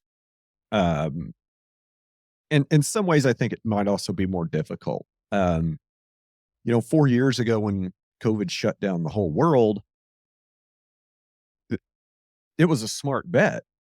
Well, I'm not going to say it was a smart bet, but it was a thought to build my own packing plant. To go ahead and finance $2 million and build my own packing plant. Somebody else in the community did. I'm grateful that they spent their money to do it. And I see they might have taken a little too long to get their plant open. Like they didn't get open until about 6 or 9 months ago. If they would have been open a year before that, they would have been opening in a much more favorable market. The problem is there's so much collusion and cooperation with the big four processors in this country at the top. And they're so heavily diversified, not just in beef, but in every other protein, and they're diversified multinationally. Like, for me to think that I'm going to compete with that with 100 cows is ludicrous. Like that's just stupid. There's no way I'm going to compete with that in that system. I either have to play by their rules and accept the price that they're going to give me, or I've got to play a different game. And the different game is the direct to consumer. Now, yeah, okay, I got rambling again. What were we talking about? Well, no. So, okay. Okay, yeah, So direct to consumer. go back And to, yeah. well, so what happened this year was market price started going up on the fats, which, I mean, we all agreed that it needed to go up. It needed to correct. I mean, we had pretty good price discovery in 2019, all the way up to the Tyson fire. Then we had, Tyson fire, COVID back to back. And basically we had like 3 alternating black swan events. They're like, oh, well, that's a black swan. It'll never happen again unless this, and this. And then a couple months later, that second black swan happens. They're like, oh, well, we're going to change this, and this. So it'll never happen again. And well, 3 months later, we have another black swan event. Like, oh, nobody could ever seen this. Yeah, bullshit. Those 4 big packers will use every excuse that they can to raise prices at the grocery store and to drop prices at the feedlot so they can make more money in between. And now here's something that people are missing. Okay. You hear me talk about externalized costs all the time. Now, 4 or 5 years ago, California started that push, $15 an hour minimum wage. And then it was $25 an hour minimum wage. And that hit several sectors of our economy. Okay. McDonald's decided that they were going to start paying a little bit more like a living wage. What happened to the dollar menu? It disappeared. It's not there anymore. Right? Is that the meat packer's fault, or is that McDonald's fault, or is that the labor's fault for wanting $15 an hour or $25 an hour minimum wage to flip fucking burgers at McDonald's? Hard to pin the blame on that one. But what's happening is dollar menu disappeared. And now instead of $3 to get a sausage biscuit and a coffee, it's $6. Instead of being able to go buy a pickup for a new feed truck for 40, 50 grand, it's $60 or $80,000. Because all the people that serve your food demanded that they wanted to get $15 to $25 an hour. Anytime where you centralize processing and centralize distribution, yeah, it's more efficient from a business point of view to control costs. But when that labor says, no, you better pay us a little bit more, well, you either have to find a new labor force or fairly compensate that one for what they're asking for. And then costs have to go up.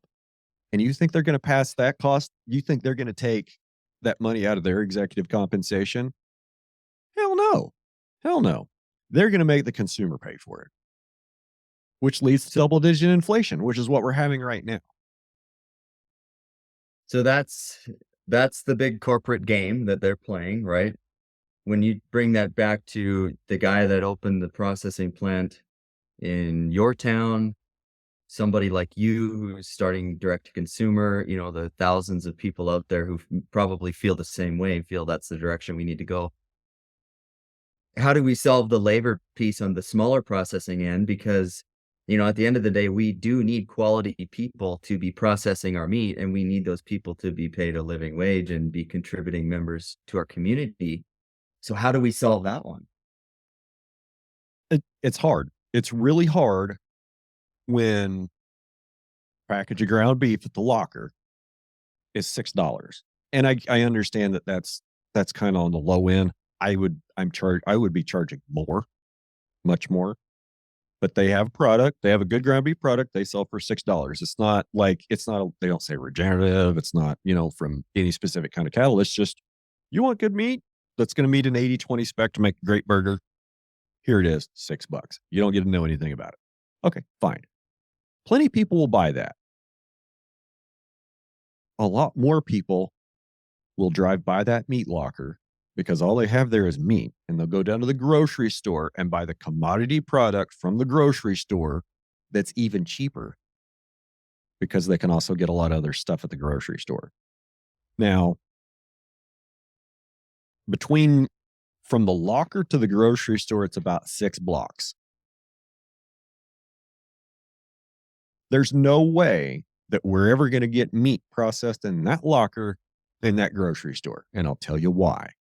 Because that independent grocer belongs to an association that's basically a buying co-op. And if they went to their buying co-op and said, we're not going to be, you don't need to ship us any meat. We're not going to order meat from you anymore. Guess what? You ain't ordering anything else either. You buy the meat and you get everything else, or you don't get shit. And that's the power. That's the power that these food service companies have. I mean, okay, yeah, there's what, 4 or 5 food service companies, just like there's 4 packers. That doesn't mean that there's going to be 4 different food service companies in your area competing for your business. You might be lucky if there's 2. Mhm. In most cases, there's 1 food service company that services restaurants in your area. And yeah, it's the Cisco truck or the Benny Keith truck, and you might get like 5 different brands of pepperoni and 15 different kinds of bread that you could get from them. But if you want like a 16th kind of bread that they don't carry, good luck. So you're either it's like you're either part of this giant system and you can't get out of it, or you're trying to play a totally different game and nobody knows what the rules are. Yeah, and what I want to hear your thoughts on, something I've seen over the last 10 years is like, oh, do direct to consumer. It's, you're making more money, you're getting a higher percentage of the consumer dollar, all those things.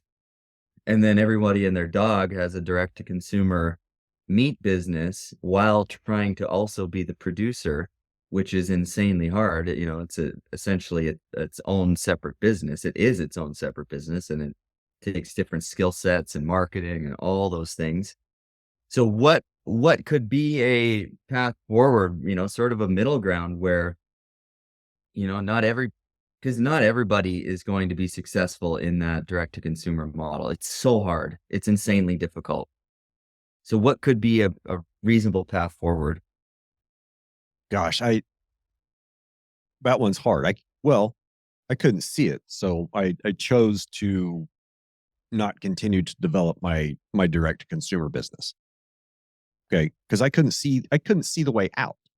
All I saw was an increasingly competitive market with increasing costs, and I didn't see anything on the horizon that was gonna I didn't see anything on the horizon that would solve the big challenges I had I that I foresaw building that business, namely namely the transportation step. Okay, I got production figured out.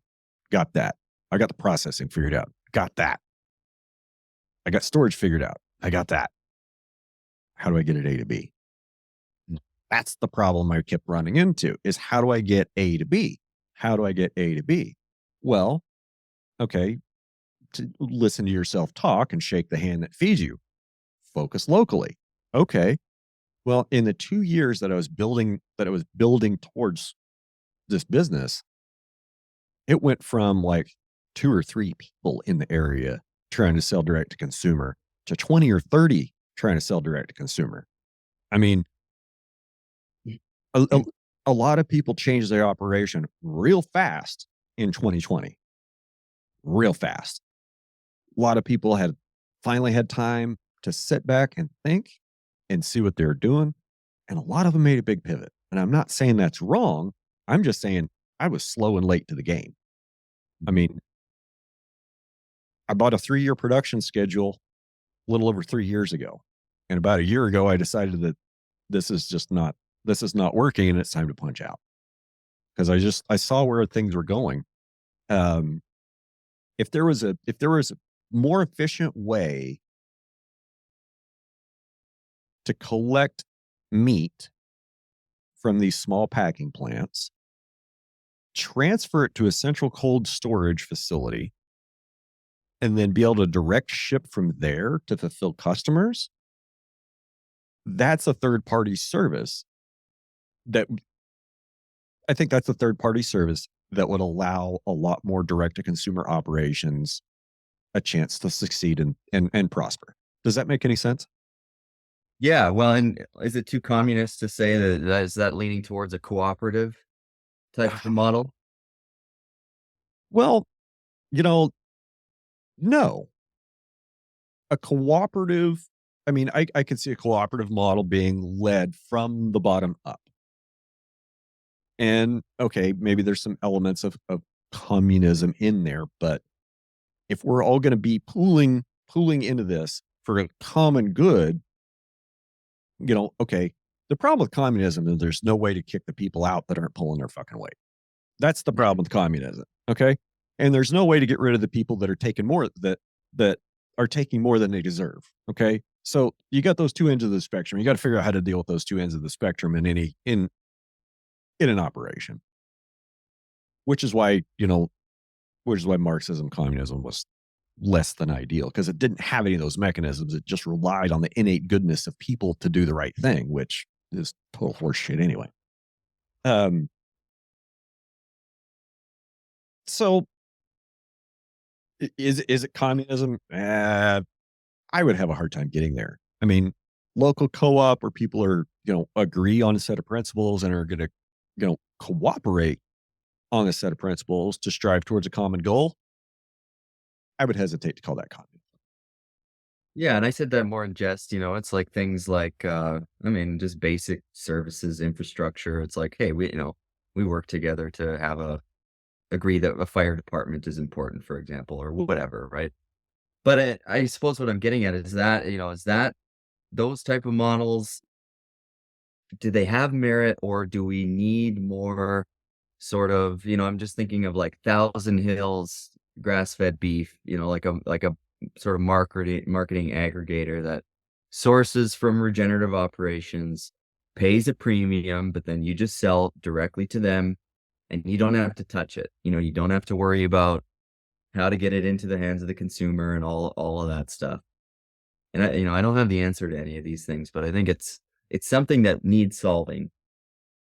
Programs like Thousand Hills Lifetime Grazed, I like. Blue Nest Beef has a good program. The problem is, when they write those program specs, they're written for honest people most of the time. And yeah, there's auditors. I've been audited. I just had to fill out my self audit paperwork and mail that back for Audubon. They're going to do an in-person audit next year. And you know what? I don't have to do anything to prepare for it. And that's what I like. Like, I'm not going to have to scramble around for a week. I'm not going to scramble around for a week and hide shit for the auditor. A, I don't know when he's coming, and B, I don't have anything to hide. Yeah. But on the other hand, you can fool inspectors, you can fool auditors, you can lie. So how at the end of the day do we agree on what is regenerative? We can't even agree on what is grass fed. Okay. The industry cannot even agree on what is grass fed. We know what grain fed is, but we can't agree on grass fed. And first, we have to agree what is grass fed? How are we going to define grass fed and all agree on that definition? It's kind of like regenerative agriculture. How do we define that? How do we all agree on that? What are the 6 principles of soil health? You know how long it took to get everybody to agree on the 6 principles of soil health? Yeah. No. We argued about that for 5 freaking years. And there's still people arguing about it. So do you think there's merit then in, say, the Audubon, bird friendly, that is like one aspect of sort of being regenerative or whatever, conservation minded. It's a value to the consumer in some way. And I've been involved in that as well, and I think it's generally a good thing. Do you feel like those types of certifications then can add value to you as the producer, or does it take the right person to be able to take that certification and market it properly to be able to convert it into value? The key is what you just said there at the end is the marketing knowledge to be able to take that certification and be able to put your product in front of the correct audience. That's That's the key. And then that circles back to what we were just talking about a few minutes ago about the supply chain link. I mean, like there's thousands of people out here like me that know how to grow good cows. There's people that know how to take care of their grass. There's people that know how to put them on a trailer and take them to the processor and fill out a cut sheet. That's the easy part. The hard part is finding that customer that will pay you the price you're asking without complaint and then getting your product to that customer. That's the problem. Yeah. That's my problem. And I get for some people, that's the easy part. That's just the part that I really, really struggle with. So the, I think some kind of producer co-op, producer organization, and some kind of agreement on the standards, like just what does grass fed mean? What does regenerative mean? You know, what are these claims that we're all making? What do they really mean? Like, and then there's no consensus, and I think it's just going to take some more time for a consensus like that to emerge. Yeah. It seems like a Regenified, Understanding Ag, they're moving in a pretty good direction as far as setting some standards and auditing in a similar way to the way Audubon has been doing. So I started hearing about that Regenified. It was at least a year ago, maybe like two, and it wasn't something I was like. What I heard, I just wasn't real interested in. But I've been hearing so much about it in the last 90 days. Like I'm gonna have to go back and get smart on that Regenerative program because it's obviously something that people are interested in. It's got people's attention and they're looking at it. So I need to get smart about that. And whether it's them, whether it's Rodale, whether it's HMI, like, look, let's just agree on some shit here. Okay. Let's agree on some stuff here so we can all move forward together in the same context. That's all I'm saying. Yeah. So, but hey, man, this has been a lot of fun. And if I didn't have to leave to get on the road, we'd probably keep going. But I got a buddy coming. He's supposed to be here. We're riding together. So I got to move on out. How do you want to end this, Cody?